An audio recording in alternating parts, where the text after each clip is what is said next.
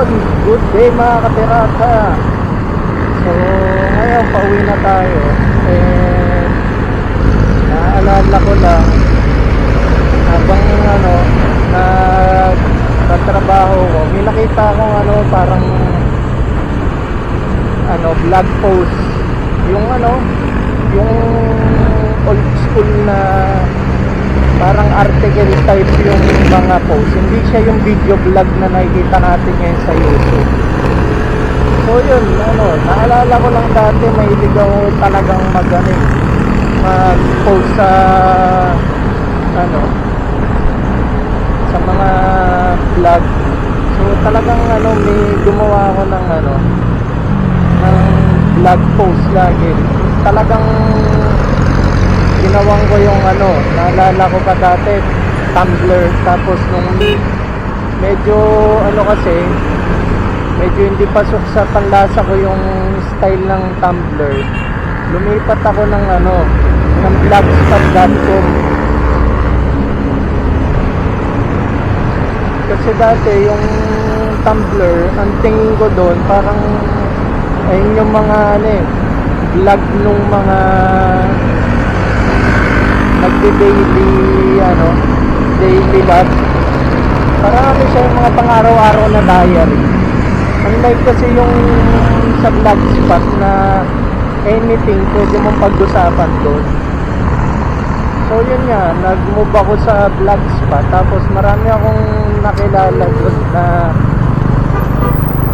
nag-ano talaga.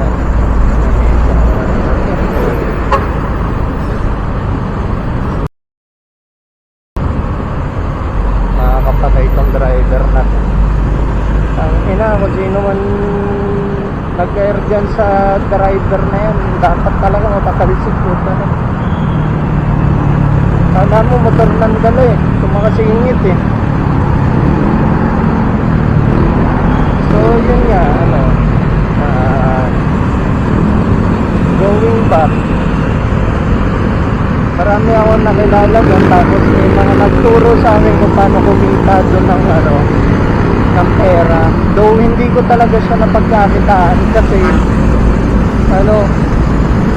konti lang rin naman yung nagbabasa sa vlog ko, pero mas marami pa rin siya compared ko sa mga sa tawag dito, mas marami pa rin views yun compared ko sa ko ngayon, compare sa channel ko ngayon dito sa YouTube. Pero syempre matagal yung vlog ko talagang naalala ko 22 nagpo-post na ako doon hanggang tumigil ako ng 2014 yata, 15, parang ganun ako tumigil mag-post doon. Pero doon sa ilang years na yon talagang dumami yung mga followers ko. Parang naalala ko followers ko doon nasa 50 plus din. Dito kasi sa YouTube, ilang pa lang followers ko, parang 19 pa lang. Pilitan pa lahat yun. Lahat na nagpa-follow sa akin sa YouTube, pinilit ko pa. Unlike doon sa vlog ko dati, wala akong pinilit na doon. Hindi nga ako nagpo-promote sa Facebook dati nun Basta nagpo-post na ako ng gusto ko, tapos yung iba nakikita yung mga post ko, nagugustuhan kasi may mga comment. So yun, siguro pag-usapan natin yung pagkakaiba ng vlog sa trip na ito.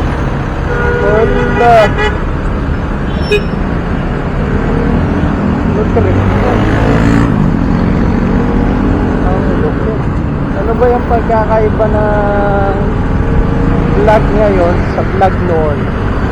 Siguro para hindi tayo malito, yung vlog dati, palitan natin ng posting. Tapos yung ngayon, gawin natin video.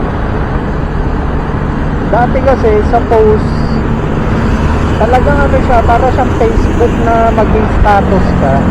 Tapos pwede mong lagyan ng picture and bukod doon, syempre, pwede kang mag-edit. Pwede mo i-edit yung post mo. Tapos, bukod pa sa pwede mong edit, syempre, may mga, may part doon na pwede mong i-drop muna. Tapos, pwede mong balikan. So, yun yung kagandahan ng vlog. Saka syempre, katulad ko, medyo may pagka-introvert ako dati. Hindi talaga ako masalita. So yun, hindi mo kailangan magsalita. At higit sa lahat, syempre, kung free user ka, libre kasi dati mag-vlog. So hindi mo kailangang gumastos. Wala kang kailangang equipment. Talagang computer lang. Pwede ka nga sa computer shop eh.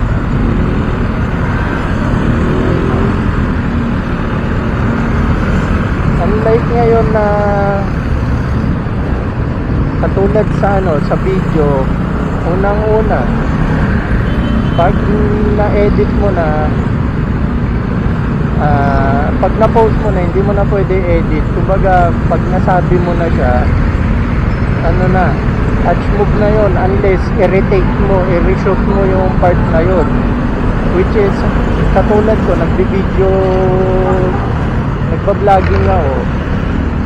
Syempre, pag nakuhaan ko na, hindi ko na pwede edit. Tapos pangalawa, kailangan mo ng equipment. Syempre, katulad ko, pinag-ipunan ko talaga tong action cam na to bago ako nakapag-start mag-vlog.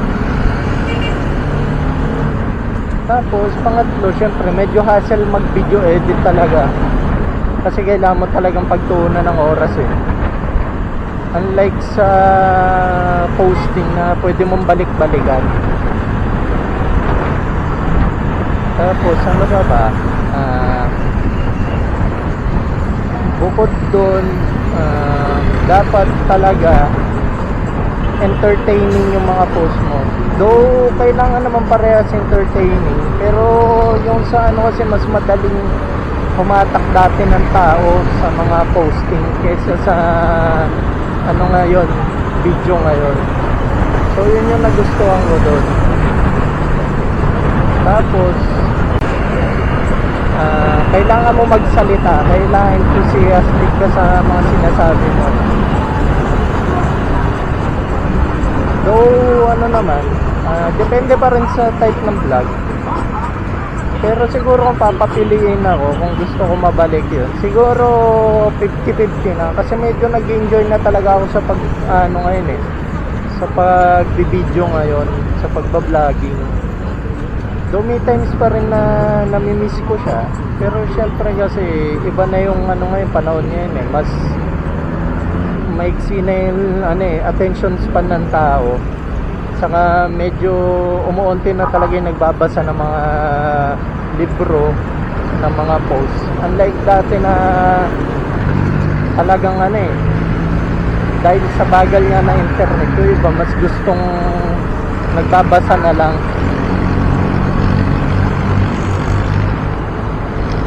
So yun, medyo short vlog lang to. Baka mag-part 2 na lang ako pag may naisip ulit ako about this sa vlogging. Pero siguro hanggang dito muna ngayon. Bye na guys.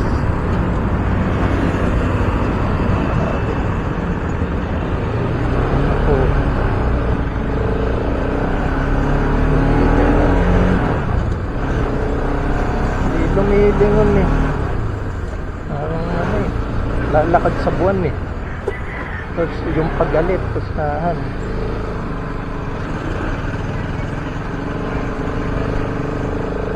Pustahan tayo, galit pa yun. 100% galit yun. Ako na nagsasabi sa inyo.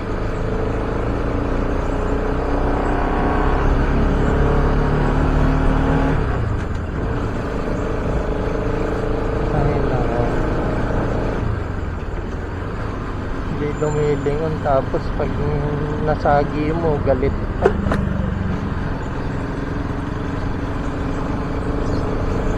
So yun lang, medyo tayo doon. na-derail tayo, pero okay. Dito ko na talaga tapusin. Okay. Ayun, bye na guys ha.